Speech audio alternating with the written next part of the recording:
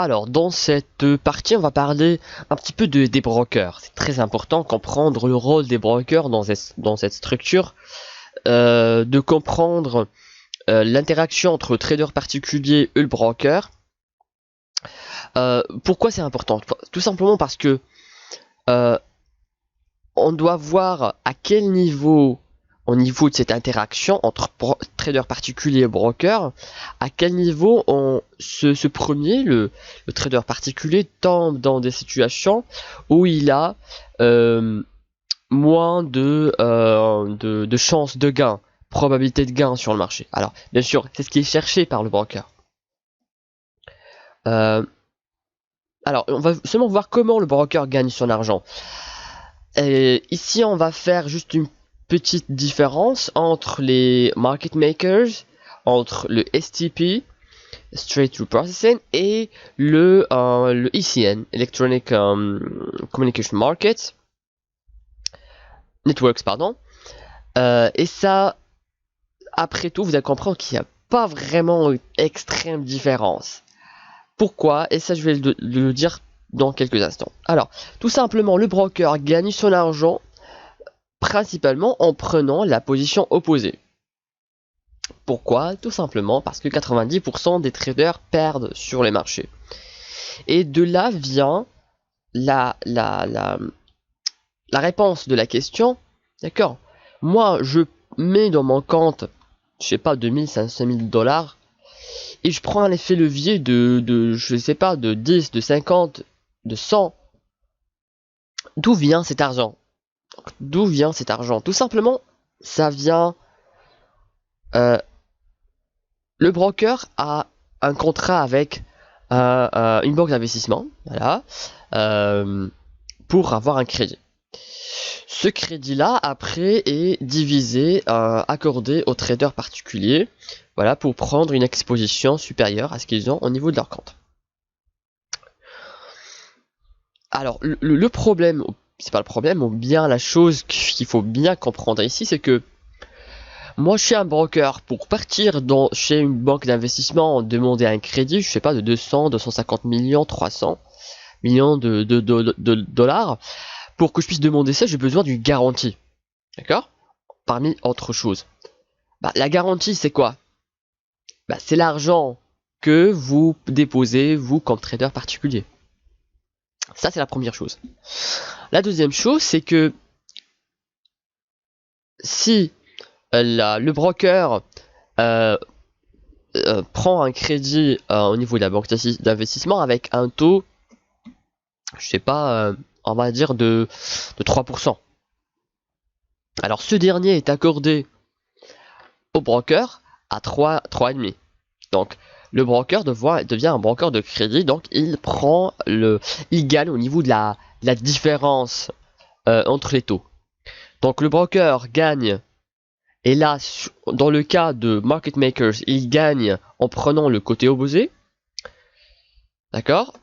Pour tous les autres, les brokers gagnent en termes de différence de taux de crédit lorsque vous prenez un effet levier. Troisième chose, le broker gagne au niveau du spread. Parfois, plus le spread de la commission. Le spread, c'est tout simplement les différences entre le prix d'achat et de vente. Vous demandez d'acheter l'actif X à 10 dollars.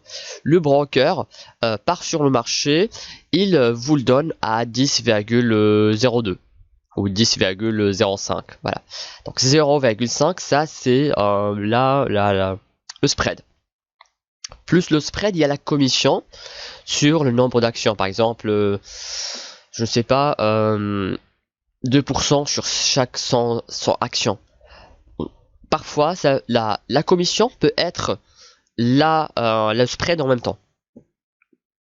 Voilà. Donc, il faut se poser la question au début, d'accord, moi je suis sur un business, j'ai besoin d'argent comme crédit, pour faire un petit investissement. Voilà. Pour acheter un actif X ou Y. Et le broker ouvre ses bras pour me dire, venez prendre, voilà, vous avez combien? 100 dollars? ben je vous donne 50, donc je multiplie ça plutôt par 50, donc c'est comme si vous avez 50 000 $. Il faut quand même se poser la question, qu'est-ce qui pousse un broker, qu'est-ce qui pousse à une entité, une entreprise à accepter de m'accorder cette exposition à moi, que je suis quelqu'un je suis quelqu'un d'externe de cette entité. Comment ils peuvent m'accorder ça?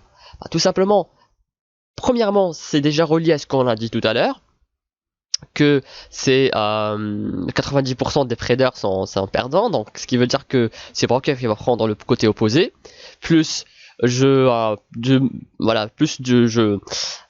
prends une taille importante et plus le broker gagne. Ça c'est déjà connu, mais la deuxième chose est très importante. C'est ce que nous oublie beaucoup comme trader particulier, c'est que le broker joue aussi sur le fait que l'actif, quand on est en train de négocier, surtout quand on est en train de négocier fréquemment, je parle ici du day trading ou du scalping, ne bouge pas. Il n'y a pas de volatilité dessus. Raison pour laquelle il va vous accorder un effet de levier important, parce que tout simplement il a moins de risques de sa part, parce qu'il prend le côté opposé au niveau du marché. Donc il prend le côté opposé et il n'y a pas ce grand risque de décalage entre le prix avec lequel il va vous le vendre et le prix avec lequel il peut se hedger si c'est nécessaire, s'il y a quelque chose qui arrive. C'est pour ça, vous allez trouver aussi que toujours les paires majeures sont toujours celles mises en avant. L'euro-dollar, le pound, le dollar yen, etc. Celles qui bougent le moins. Et aussi les actions CFD, je sais pas, Facebook, McDonald's, etc. Donc vous n'allez pas trouver toutes les actions, mais seulement quelques-unes, parce que les brokers, bien sûr, vont prendre le côté opposé de vos trades, donc ils ont besoin de quelque chose qui bouge moins. Comme si que ce soit lorsque vous gagnez ou lorsque vous perdez, il n'y a pas une grande différence si le broker décide à un certain moment de hedger. Voilà. Et comme je dis, il n'y a pas cette grande différence entre les prix avec lesquels il vous vend ou bien il vous achète avec les prix opposés qui sont sur le marché réel. Parce qu'il n'y a pas de volatilité. Bien sûr, pas tous les traders sont des traders perdants. Donc, raison pour laquelle le broker va les séparer en deux parties. Ce qu'on appelle le A-book et le B-book. Sur le A-book, on va avoir généralement la très grande majorité qui sont la grande majorité des traders qui sont perdants, pour lesquels le broker, bien sûr, ne va pas prendre le côté opposé, il va pas hedger. Ça veut dire que je suis un trader perdant, je décide d'acheter l'actif X, le broker va être short, voilà, de cet actif. Il va pas hedger, il va pas acheter, il va pas partir sur le marché réel pour acheter l'actif. Par contre, pour le B-book, là on va trouver des traders qui sont gagnants.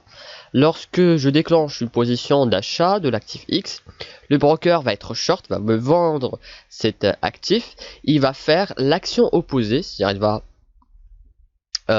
acheter l'actif au niveau du marché réel, et ça se fait bien sûr instantanément à partir d'algorithmes qui font ces opérations automatiquement. Donc il va séparer les deux. Donc ça va dépendre bien sûr de risques qu'ils prennent et leur historique de gains et de pertes et beaucoup de choses, combien d'argent ils mettent, etc. Tout ça c'est déjà analysé par les brokers derrière. Voilà, l'autre chose de laquelle on va parler très rapidement. J'ai dit tout à l'heure que on n'a pas tous les brokers qui prennent les côtés opposés. On a les market makers, on a les STP, Straight Through Processing, et on a les ECN, Electronic Communication Network. Alors pour le market maker, bien sûr, donc le broker prend le côté opposé, il est toujours la contrepartie de nos trades. Je suis acheteur, le broker est vendeur, et vice versa. Sur le STP, c'est le broker qui a un serveur, tout simplement, qui permet d'acheminer automatiquement les ordres des clients vers le liquidity provider, donc le fournisseur de liquidité. Pour un broker, ça peut être bien sûr une box d'investissement, etc. Et voilà, donc ça permet un matching direct des ordres vers ces liquidity providers. Pour les ICN, donc c'est un network, c'est un réseau de communication électronique qui permet de rassembler tous les flux d'ordre des clients, des brokers et des fournisseurs de liquidités. Voilà, pour faire un matching de ces ordres, pour les relier, voilà, pour avoir pour l'exécution de ces ordres. Donc dans les STP et les ICN, le broker ne prend pas le côté opposé, il ne fait que acheminer les ordres. Mais ça, d'accord, c'est important de ne pas avoir un broker qui prend le côté opposé, mais après tout, c'est pas extrêmement important. Pourquoi? Parce que la différence réside dans le fait que c'est par rapport à la volatilité de l'actif et c'est par rapport à notre horizon de position, notre horizon de trade. Cela veut dire que si je suis un scalper, non, bien sûr, ça va être un problème pour moi. Puisque le broker va tout simplement ne va pas me donner les prix réellement existants sur le marché. Il va toujours faire un décalage, il va toujours faire en sorte qu'il soit le gagnant. Mais il n'y a aucune différence si vous faites pareil sur les STP et sur le ICN. Oui, on croit qu'il y aura une bonne exécution, mais c'est pas le cas. Tout simplement parce que les connexions sont limitées. 2, c'est pas parce qu'il y a un ICN qu'il y a obligatoirement une bonne exécution. Surtout que on peut avoir ce qu'on appelle le slippage.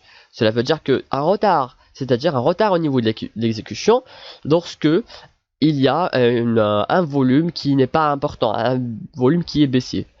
Et ça peut nous donner une volatilité qui est un petit peu importante. Ça arrive lorsqu'il y a des annonces, des news, etc. Et c'est là où le marché parfois peut bouger. Cela veut dire que, ok, je suis un trader très court terme, donc je veux trader lorsque le marché bouge un petit peu, et là, ça c'est bien. Par contre, c'est pas bien quand je dis ok, je vais utiliser un ICN ou bien un STP pour une meilleure exécution, je vais pas l'avoir durant ces périodes-là. Donc c'est en vain tout simplement. Ça n'a pas d'importance. Par contre, moi, ce que je fais personnellement, voilà, je gère des portefeuilles. Je vais parler par exemple voilà, pour le forex, je gère des portefeuilles. Peu importe est-ce que c'est un market maker ou bien ICN. Parce qu'après tout, ma position est là pour plusieurs semaines, plusieurs mois. Donc, je vois qu'on exagère beaucoup côté milieu de trader particulier. On exagère beaucoup par rapport, voilà, market maker, ICN, etc. C'est vraiment on exagère beaucoup par rapport à cela et on dévie surtout de ce qui est voilà, plus important.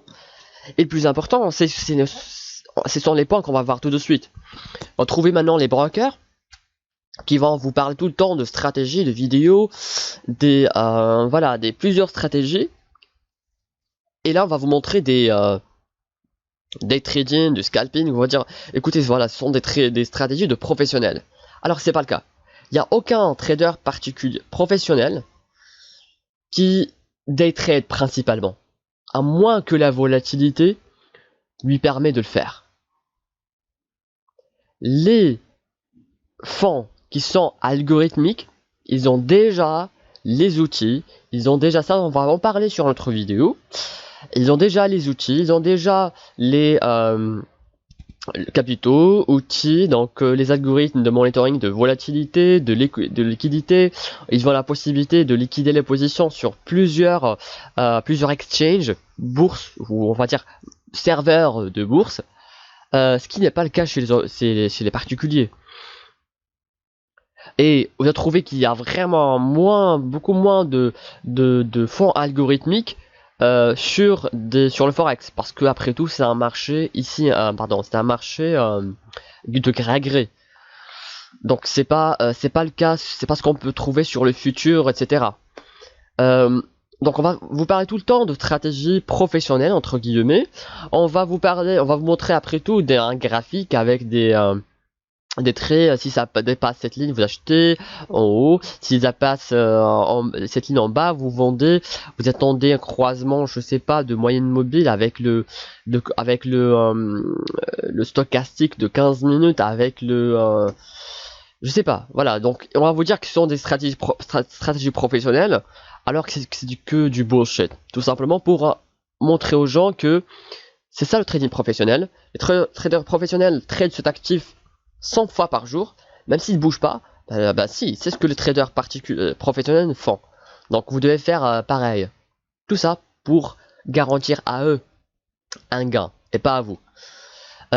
Autre chose, on va vous parler tout le temps de plateforme. Voilà. Mettre la lumière sur la plateforme, des détails pour les couleurs, pour l'indicateur magique, pour l'indicateur pour personnaliser, etc.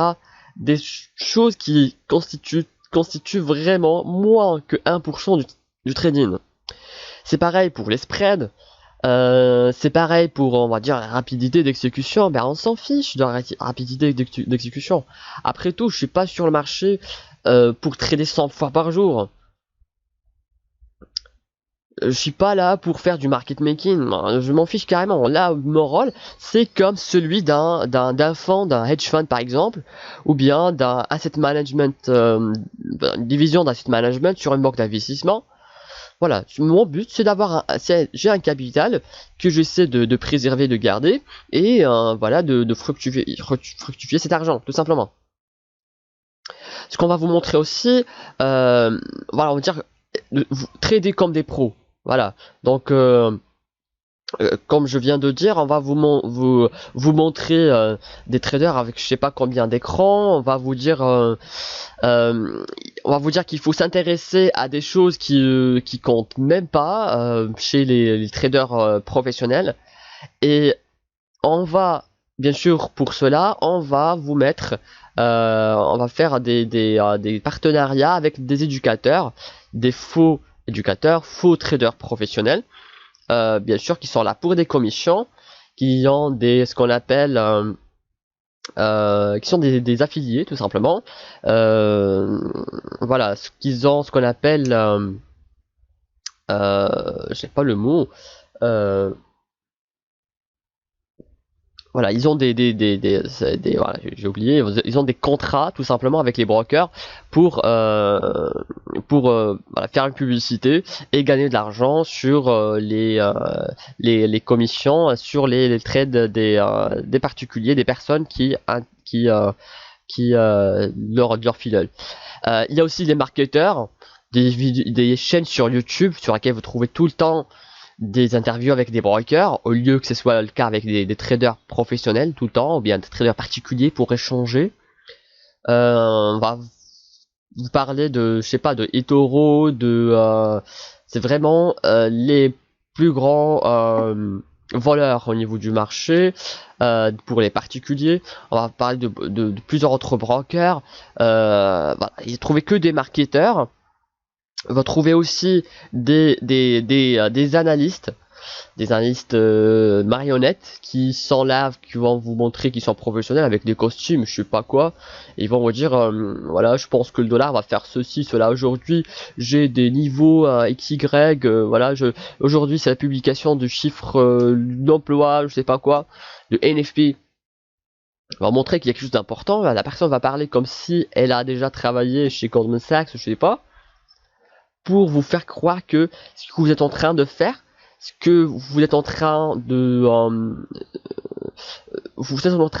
dépenser du temps sur ce qui est vraiment très important, c'est ce qui est vu par les professionnels, alors que c'est carrément faux, carrément loin de ce qui doit être effectué.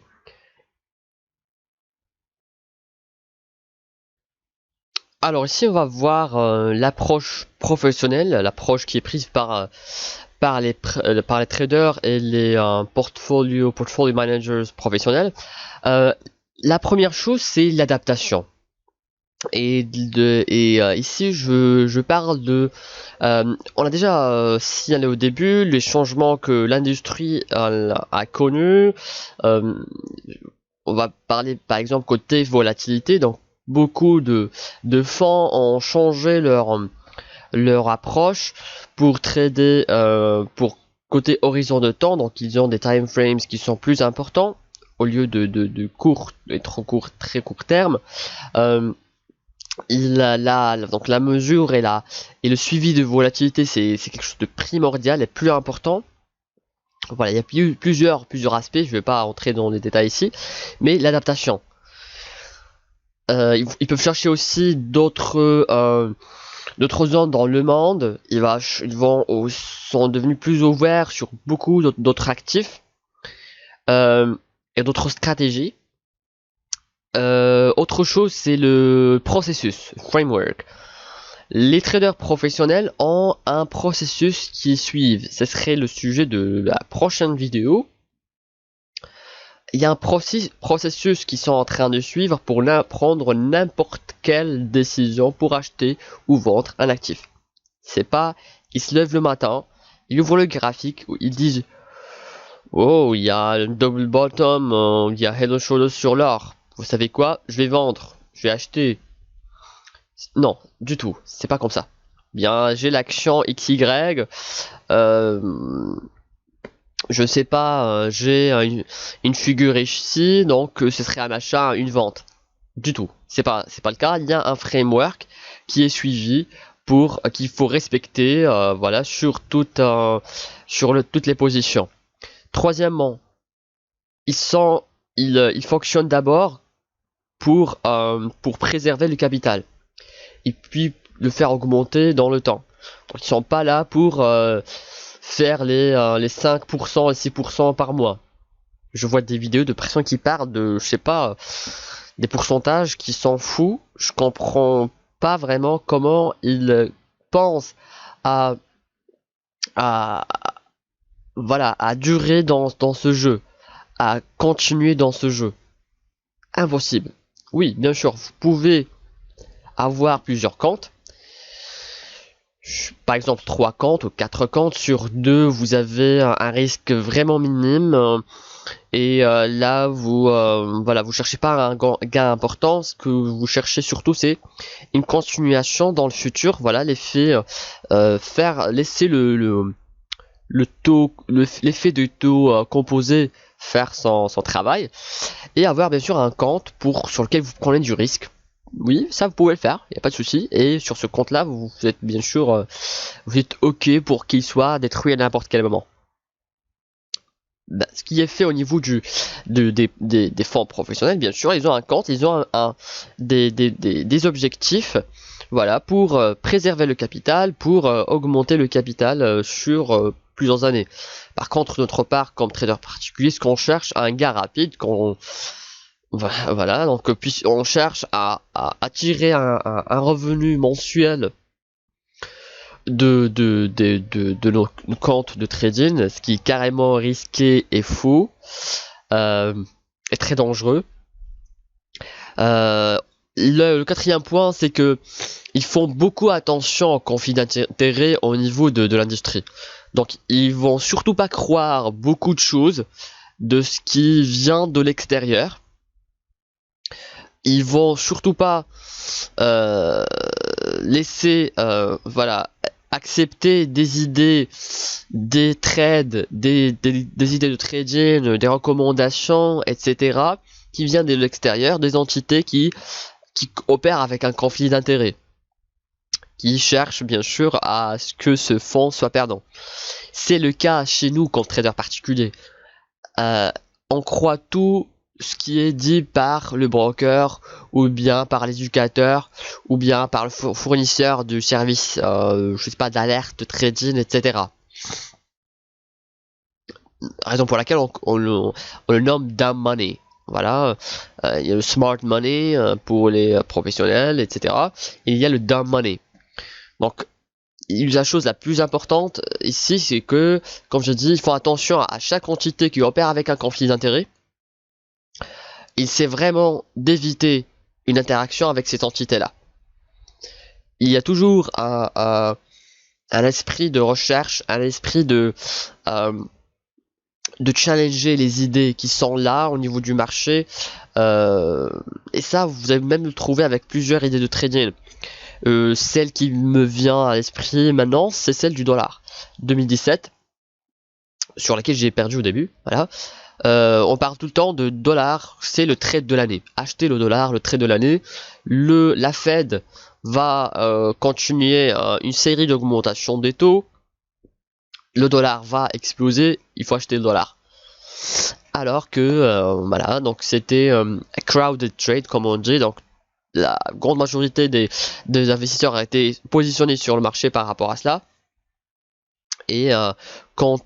Et la sortie bien sûr était graduelle sur plusieurs mois. Et là on a vu le dollar qui chutait sur plusieurs semaines, plusieurs mois. Donc s'il vous plaît, il faut très bien comprendre l'infrastructure de trading, donc comprendre comment l'industrie fonctionne avant de commencer de apprendre l'analyse fondamentale ou technique ou ce que vous voulez. C'est très important, primordial, parce que ça va vous aider à éviter plusieurs fautes au début, voilà, qui vont vous coûter beaucoup d'argent. Et après, c'est l'étape suivante, c'est apprendre, voilà, comment trader, comment comprendre le marché, c'est-à-dire comprendre les interactions entre les